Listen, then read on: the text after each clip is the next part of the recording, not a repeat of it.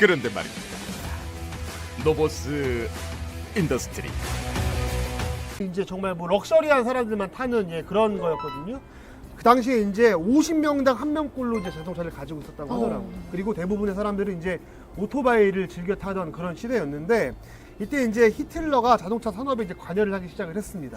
히틀러는 이제 독일 노동 전선 단체 산하의 카데프가 추진한 캠페인의 일환으로 이제 그 포르쉐의 창립자인 포르쉐 박사한테 복잡한 미션을 줬는데, 이게 제가 봤을 때는 뭐 소개팅으로 치자면 정말 예쁘고, 뭐 몸매는 이래야 되고, 몸매는 이렇고 키는 몇이어야 착한데 되고. 돈은 많아야 되고, 그리고 나밖에 몰라야 돼. 약간 이런 느낌의 무슨 조건을 준 것 같아요. 왜냐면은 조건이 이런 거예요. 포르쉐 박사한테 히틀러가 이야기를 한 게, 성인 2명과 어린이 3명을 태우고 리터당 14.5km의 연비로 시속 100km를 달릴 수 있어야 되고, 네. 유럽의 혹독한 기후를 견디면서 정비가 쉽고 값이 싸야 한다.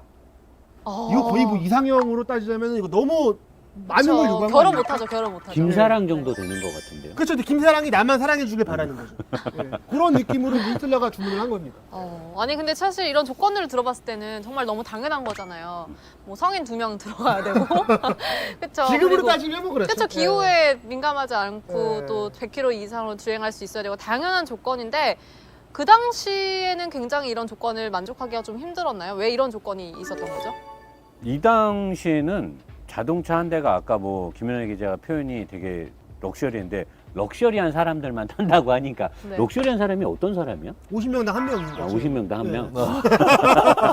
그 럭셔리한 사람들이 타려면 우리 전에 했던 벤틀리 네네. 비싸잖아요. 네. 차 되게 비싸고 뭐 2명밖에 못 타는 경우도 많고 배기량 크고. 근데 히틀러는 리터당 14.5km를 가려면, 지금이야 사실 엔진이 뭐 분사 방식이나 이런 것들이 좋아서 상관없는데, 이 당시에는 사실 자동차가 리터당 14.5km 가기 거의 불가능했죠. 엔진들이 기름 거의 붓고 다녔으니까. 그 다음에 일반적인 차들 배기량이 큰 차가 아니고서는 시속 100km를 달리기 되게 어려웠고, 그 다음에 혹독한 기후를 견뎌야 되고, 정비가 쉬워야 되고, 값싼 자동차여야 되고, 이거는 사실 공산국가가 아니고서는 이 자동차 개발자한테 감히 할 수 없는 말이에요. 이거 맞아요. 말이 되냐고. 히틀러가 내가 봤을 때 차 만들지 모르니까 이렇게 말한 거 아니면 죽일 거니까. 어차피 죽일 거잖아. 어차피 죽일 거니까 죽을래 만들래. 그 죽기 싫으면 해야지 뭐. 그렇죠. 근데 저희가 아까 하기 전에 아틀라스를 보고 왔잖아요. 그때도 이세창 감독께서 이게 얼마냐 계속 가격에 대해서 궁금해하셨잖아요. 근데 아무래도 이런 조건들 중에서 가장 어려운 조건이 가격이었을 것 같아요. 가격을 가격. 맞추는 거. 근데 당시 이제 히틀러가 990마르크로 차를 살 수 있게 해줬다고 하죠. 근데 그 당시 평균 주급이 32마르크였는데요. 이제 안 하다실 수 있으니까 990마르크가 작은 그 모터사이클 가격이었고, 달러로 하면은 396불. 그리고 지금 한화 기준으로 따지면 약 44만 원 정도였다고 해요. 그 당시 그러면은 방금 얘기한 주급을 계산해 보면 네, 한 3, 4개월치 월급으로 살 수 있는 차네요. 그렇죠. 주급이 아까 그 정도라고 했으니까 그 당시에는 원래 5년, 10년치 월급으로 차를 살 수 있냐 없냐였는데, 일반인들은 5년치 월급을 모아도 차를 사기가 어려웠거든요. 근데 지금 말대로라면은 일반 차값의 10분의 1인 거예요. 그렇죠. 주급을 좀 모으면 살 수 그러니까 있는 거죠. 분기 월급으로 살 수 있는 네. 거니까 네. 이건 내가 봤을 때 말도 안 되는 명령인 거죠. 그러니까 처음부터 사기야. 이제 독일 노동전선 산하의 카데프에 대해서 좀 먼저 말씀을 드려야 될 것 같은데, 이 카데프라는 거는 크래프트 두어시 프로이드, 이제 그 KDF의 약자인데요.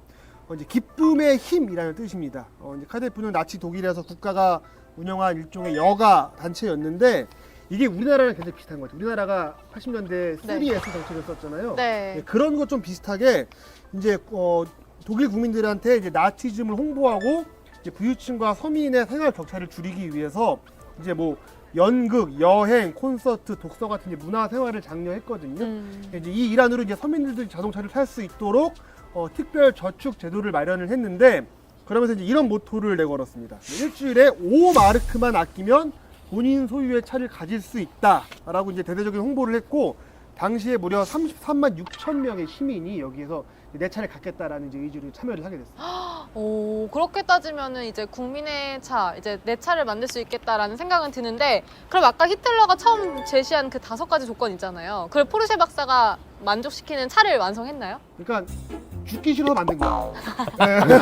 야, 너 안 만들면 죽일 거야. 너 안 그러면 죽어라고 하니까 이제 만들었겠죠. 왜냐면 이 포르쉐 박사가 3년 만에 히틀러의 조건을 충족시키는 차를 만들었는데 최초의 이제 그 비틀입니다. 예, 이제 1938년에 카데프 외건이라는 명칭을 달고 출시가 됐는데 히틀러, 그다음에 뭐 노동부 장관 등 나치 정부의 지도자들에게 이 차가 주어졌습니다. 히틀러는 이 카데프 외건을 마음에 들어서 아주 자주 이용했다고 하더라고요. 근데 여기서 우리가 좀 한 가지 짚고 넘어가야 될 거는 히틀러가 정말로 국민들을 사랑하고 국민들을 위해서 포르쉐 박사한테 이 차를 만들라고 명령을 했냐? 그게 아니라는 거죠.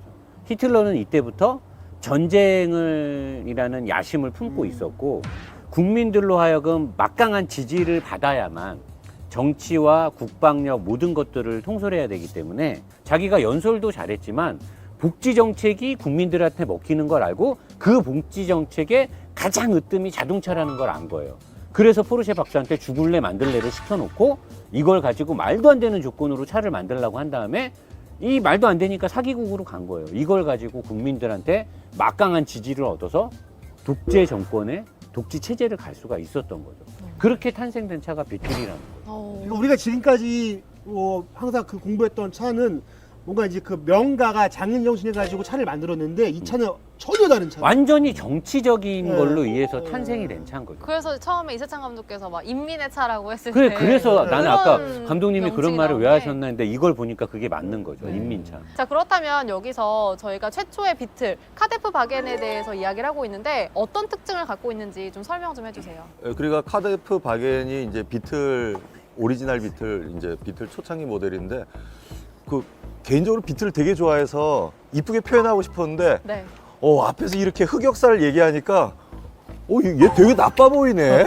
아니 감독님이 먼저 인민 내래 갓나 새끼 어쩌고 막 그랬잖아요.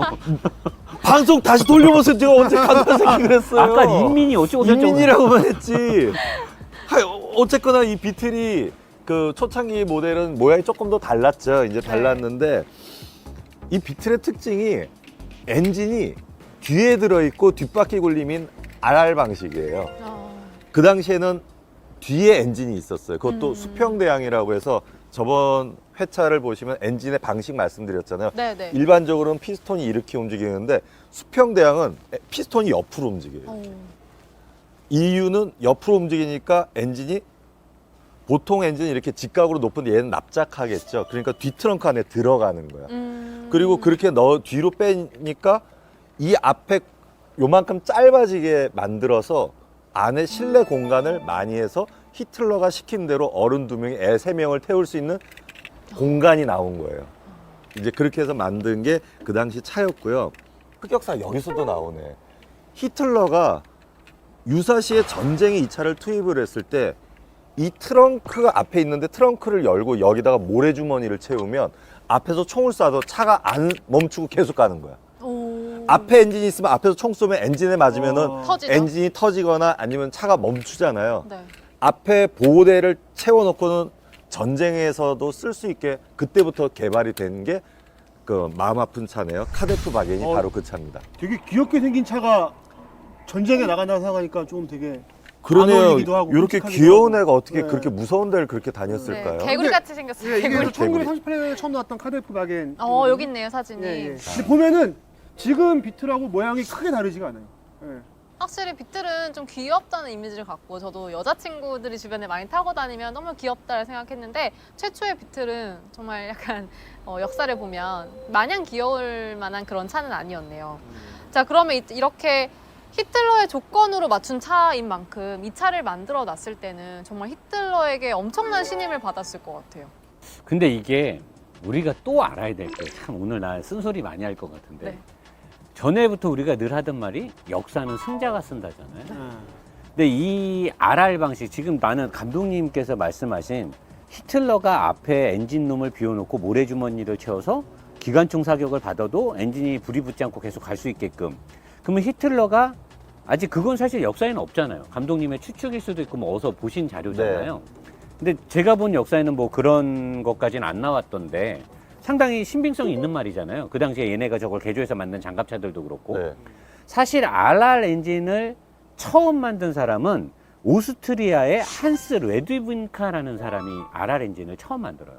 근데 이 사람을 또 보려면 페르디난드 포르쉐 박사도 오스트리아 사람이에요. 근데 독일에서 자동차의 원래 엔지니어는 그 당시에 벤츠죠. 다임러 벤츠. 그 다음에 포르쉐 박사가 있었는데 여기서 또 흑역사가 하나가 체코슬라바키아가 여기에도 자동차 기술이 있었어요.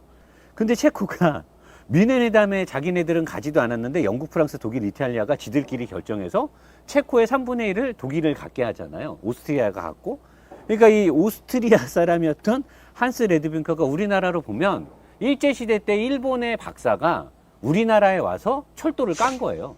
그러니까 이 한스 레드빈카가 체코에 가서 자동차 엔지니어 겸 개발자 겸 디자이너로 일했었는데 얘가 거기서 뒤에 엔진이 들어간 T87, T97, V570 등의 차를 먼저 만들어요. 근데 히틀러도 그걸 봤고 포르쉐 박사도 그걸 봤어요. 아무것도 없이 정치하던 사람이 뭘 안다고 그런 차 주문을 했겠어요. 히틀러는 어디서 그 차를 본 거예요. 그리고 타봤어요. 엔진이 뒤에 있는 게 좋다라는 걸 안 거예요. 그리고 나서 포르쉐 박사한테 명령을 한 거죠. 야, 역사에는 그렇게 했다고 주문을 했지만 사실은 포르쉐 박사와 히틀러는 그 차를 본 거예요. 이 당시에 유럽이 자동차 산업이 발전하면서 라이센스 싸움이 되게 심했어요. 누가 먼저 만들고 라이센스를 걸면 못 만들었단 말이에요. 그때 우리 뭐 벤틀리 로고도 라이센스 걸고 막 이러잖아요. 그러니까 알파벳 하나까지도 라이센스를 거는데 제조된 자동차나 디자인은 얼마나 라이센스가 셌겠어요. 그러니까 이거를 하기 위해서는 어떻게 해야 되냐? 히틀러는 생각을 하죠. 침공만이 답이다. 저 나라를 뺏어야 된다. 차 하나 때문에 전쟁에 그렇게 상관도 없는 체코를 침공을 해요. 그래서 강제 조약으로 다 뺏어버리고 공장을 문 닫게 해요. 그리고 얘네가 차를 못 만들게 법을 제정해서 전쟁이 끝날 때까지 어떠한 차도 한 대도 생산을 못하게 해요. 그리고 나서 이 체코에서 차를 생산했던 한스 레드빈카는 속병이 나고 이거를 포르쉐 박사가 만든 거예요. 비틀로. 그리고 나서 역사가 다 끝나고 전쟁이 끝난 다음에 나중에 이제 뭐 다시 재소송을 통해서 뭐 이런 뒤에 또 얘기가 있지만 제가 봤을 때 역사를 승자가 썼기 때문에 포르쉐 박사가 RR 엔진을 만들었다고 역사는 기록돼 있지만 사실은 오스트리아 사람이었던 한스 레드빈카가 RR 차를 만든 주인공이었던 거죠. 이거를 사람들이 모르는 거죠. 지금 얘기 들으니까 히틀러가 진짜 나쁜데 똑똑하고 추진력까지 있는 사람이에요. 갑자기 야, 그러니까 2차 세계대전 낸 거 아니야. 아, 칭찬이 아니라 그러니까 추진력 있는 그쵸, 나쁜 추진력은 놈인 있죠. 거지. 예. 차 하나 때문에 나라 침공해서